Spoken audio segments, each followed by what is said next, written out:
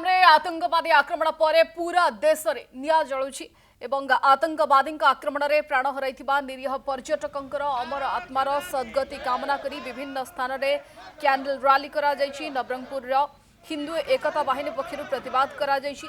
आतंकवादी आक्रमण में प्राण हराइथिबा लोकंकु श्रद्धांजलि ज्ञापन करा जायछि। दोषींक विरुद्ध रे कठोर दंड दाबी करी शांतिपूर्ण शोभायात्रा करिसेंति।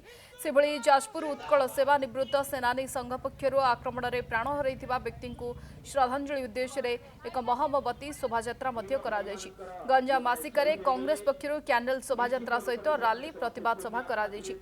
सेभଳି पारादीप कॉलेज एनसीसी आलुमिनी संघ पक्षर मध्य पारादीप सहर रे कैंडल शोभायात्रा होइछि।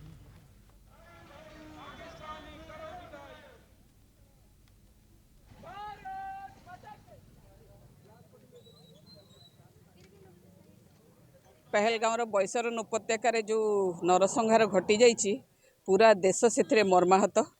आमे बहुत दुखित जे निरीह लोक मानू धर्मर दुहाई दे परिवार सम्मुखें जो भाई हत्या करा जाइछि तार उचित दंड से माने पाइबा दरकार।